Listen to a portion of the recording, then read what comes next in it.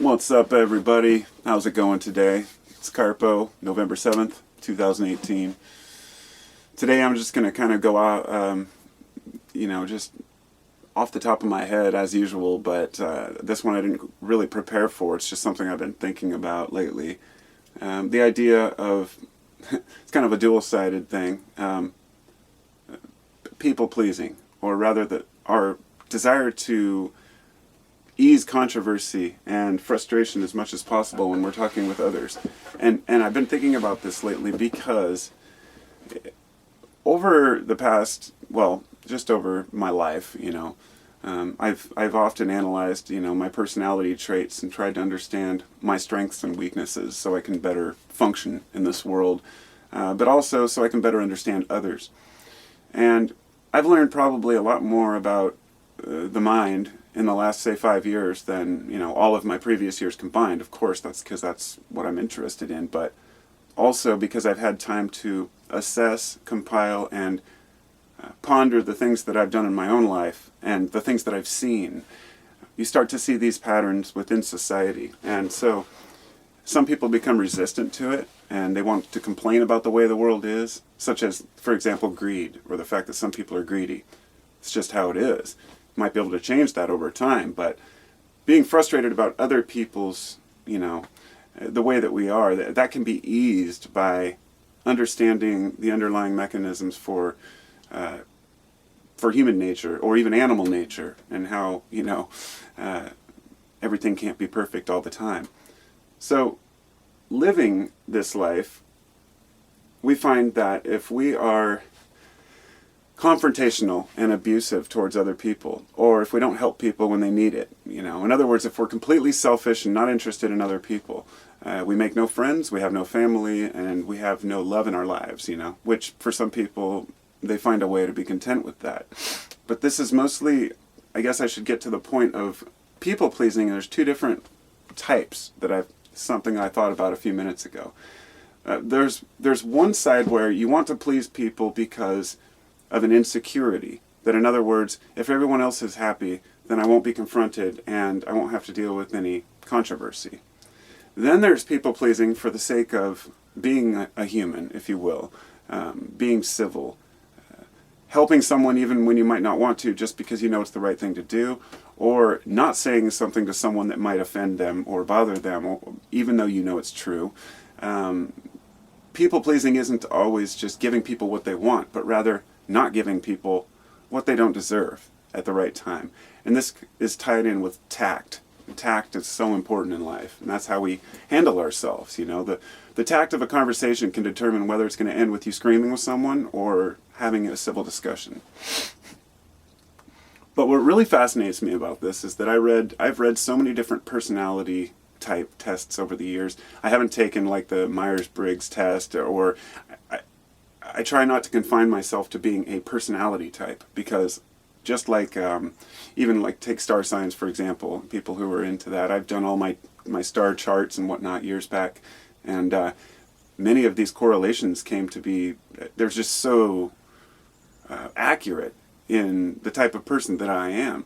And so, in a way, I can lend a little bit of credibility to it and say, well, maybe this was based on something. Maybe when you're born and where you're born really does determine, something about you. I hear a truck. Are they delivering to my house? I don't think so. Nope, not my house. Sorry. Don't want to have somebody knocking on the door when I'm not over there. I'm in the bus. So, anyway, I was reading this. It was like I don't know if it was a personality type, but it was something I was reading about introverted people, and I made a couple videos recently about that because I was kind of surprised to learn that I was introverted. And I made a video maybe last year, or earlier this year, about how I always thought of myself as a very outgoing and extroverted person. Never really gave it much thought. And then I realized it's like, do you need time to recharge on your own? Do you get kind of exhausted at parties and end up hanging with just one or two people? And all these questions. And I was like, actually, yeah, I do. So I learned a little bit more about myself, and that helps me to live a better life. Because now I know that I don't have to be the outgoing person all the time, that it's okay to withdraw because I know that it gives me power, that it energizes me to kind of do things on my own. So one of the traits of the introverted person, or at least what I was reading at that time, it said you tend to be a people pleaser, and don't want to stir anything up, and I thought, no, that's not me at all. I stir all kinds of shit up, and I always tell it like it is, and I tell people how I feel. But then I really thought about it, and I thought, it's true. I do speak my mind, but I do it a lot more tactfully than I might reveal. In other words, there are certain things I just don't talk about because I don't want to offend people. And it's not for the sake of me being afraid of the controversy. See, that's the thing. That's the two different types of people pleasing. It's either doing it because you're afraid of the feedback and retaliation, or you're afraid of the way you'll look at yourself or whatnot. But then there's also doing it just because you're a citizen and you want to make sure that everyone else's life is as comfortable as possible. Because when you realize that every person walks away at the end, at the end of the day, we all go through the same types of, we have our routines and things that we do, and everybody wakes up sometimes at night a little bit worried about life, and no matter how secure and strong and tough somebody might seem, inside we're all a little bit confused and anxious at times. And recognizing that in each other can really help. So that's why I think that, I guess, being a people-pleasing person, I don't want to see people hurt or, have any controversy. But if somebody gives me bullshit, I will give it right back to them. And that's the one thing, I guess, why I thought of myself as not a people-pleasing person, because if somebody, talks shit to me, then I'll talk it right back. I know how to protect myself in that way. But I don't always do it. It's easier to walk away sometimes. And you're often protecting your ego when you're doing that. But I'm kind of past that idea that the ego is something that is negative, because that's ridiculous. Of course, you could get into the three types of ego, but the ego, the superego, and the id, which would be like Freudian.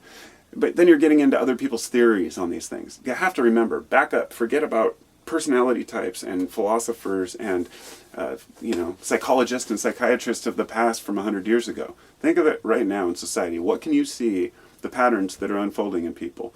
And you notice that there are certain types of people out there who you can just relate to in certain ways. So it's okay to be open enough to let other people kind of have the upper hand. And once we let go of that part of the ego, the negative part of it, the one that says, I have to be cool, and rather just embrace the part of the ego that says, I am me and this is what I feel, It's a difficult one, and the more I get into it, the more I understand about it, the lonelier I become, because there's guaranteed to always be a couple people out there who think that I'm just totally egotistical and that everything I do is for myself and whatnot. In fact, I got an email earlier today which said almost just that. I don't know. It was somebody who told me that I'm ego-ridden and self-righteous and all this stuff, and then at the end it said something like, if you really want to help people, help me get out of India and move to Austria or something like that. It was weird. It was just a weird email. I get a lot of weird emails like that, but I realize that the mindset of how other people think, when they see people, it's really easy to judge and assume that a person is just problem-free and floating through life. It's complete bullshit. I mean, I've got so many problems. Remember that song, 99 Problems, but a bitch ain't one. That's not the right thing to say. I should say I have 99 problems and my wife ain't one, because my wife's awesome. She's like the rock of my life, the anchor, keeps me tethered to what's important, and I'm grateful for that, and I don't overlook that. It's something that all of us, we all desire to have somebody in our life that we trust and can completely relate to, somebody who's on our team, and my wife and hopefully my kids are those people. Which, this video has already gotten a little long, but I did mention that I wanted to talk about raising kids, but it's really, I have a separate video I'm going to do about that, but I wanted to mention it in relation to people-pleasing. When I grew up, Gen Xer here, my parents were baby boomers, and they raised me as best they could, and I think they did a damn good job. Well, my father passed away when I was a teenager, but my mom, I mean, she had to raise my brother and I, and we were a little hardcore, so I give her mad props for that. That's like, hard work to actually, try to teach two boys like that. But we were troublemakers, but we were good kids, and we had good hearts, in other words. We weren't harming anyone or doing anything bad, breaking into houses or anything like that. But we had our day, caused our problems, partied, took acid and all those things. And should say sometime between when I was a kid and when my oldest son was a kid, which is 94, he was born, but that whole Gen X into the millennial thing, a lot of parents raise their kids to be people pleasers, okay? So it wasn't about just pleasing everyone, but rather about just following along with what everyone else is doing, but not being the cookie cutter kid. We wanted our kids to be independent and be strong and think on their own. And so a whole new generation came up of kids who were told that they're special, the whole participation award thing, trophies for participation and stuff, which is, most people just are like, that's absurd, But at the time, it seemed like a good thing. We wanted everybody to be treated equally. That's people pleasing to the max. And you don't realize that children haven't developed the maturity to earn that equal respect yet. It's in other words, we were treating kids like adults and hoping that by giving them the space that they needed, they would grow up into strong, able-bodied, independent people. And a lot of us did, and a lot of us didn't, just like any other generation. But the thing we found is that without the adversity and becoming a little bit, being immersed in a society where people aren't all people pleasers, right? Where not everybody is going to do what you want them to do, and not everybody is going to listen to what you have to say. The reality that some people will just hate you because they hate you, that kind of stuff. That's just the world that we live in. When we hide from that, then we get into the real world and we realize, oh my God, the world isn't what I thought it was. So raising kids is difficult because we no longer spank our kids generally, but there's a lot of people who still do, of course. I don't have an opinion on that, really. I'm still up in the air over, even whether a kid should be spanked or not. Like, it seemed like the most horrific thing to me when my kids were young. But then, there's times when you're like, how else do you get them to behave? And listen, you're being a people pleaser, but not even by wanting to please the rest of society, well, also not wanting to get, child services called on you, but that's when we started to become a little too, I don't know. I think we're trying to protect each other. We're trying to do the right thing. But in the process, we're weakening our resolve. We're weakening our ability to handle real life situations. So it's funny because I realize how much I was affected by that in my own life growing up. My own insecurities when I was young. I had bad acne and, I wanted to fit in like anybody else. I had my friend group, and I'm grateful. It was, more than most people could ask for. The skaters or the stoners or the pot smokers, whatever, whichever group we decided to be at that time. Then the hippies, that resurgence in the 90s, I guess, in the early 90s. But we just wanted to fit in like everyone does. And so people pleasing is kind of a way of fitting in. And so fitting in or not wanting to hurt other people's feelings, there's a few different reasons. But that's about all I got on it. I'm very curious to hear any of your inputs on it. There's only so much you can really say, but just have to leave it at that. So I want to say thank you to everyone. As usual, thank you to my subscribers. Please leave a comment. Don't be shy. I'm open to all alternative viewpoints as well. I want to hear. Some people will leave a comment sometimes and be like, I'm not trying to upset you, but I don't agree with this. I'm like, no, really, I love that. That's what I'm here for. I do YouTube for a couple different reasons. For myself, of course, and to share it with others. I love the feeling of being in a community with people who are like-minded, even if we disagree on so many things. That's what's beautiful. So I also want to say thank you to my patrons, and thank you to Dan Evans, who became a $50 patron. I couldn't believe it. I was just shocked. And so I figure I should mention people to give them at least the props.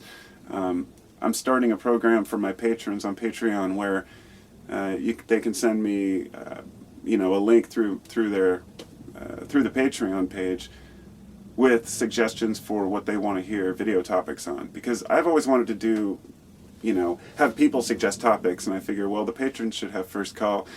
If I asked everybody for a video topic, I'd, get way too many. Back when my channel was young, I used to do that. Be like, what's a suggestion, because I only had 10, 20, 30 subscribers, and now it's become a little unmanageable. So I really still read every single comment, and I do my best to respond to them when I can. But time is precious, and it's really hard to, it would spend all day trying to answer every email and question in full the way I want to, because I just love to learn, I love to discuss, I love to share. And so, take care, everybody. I'll talk to y'all later. Have a good one.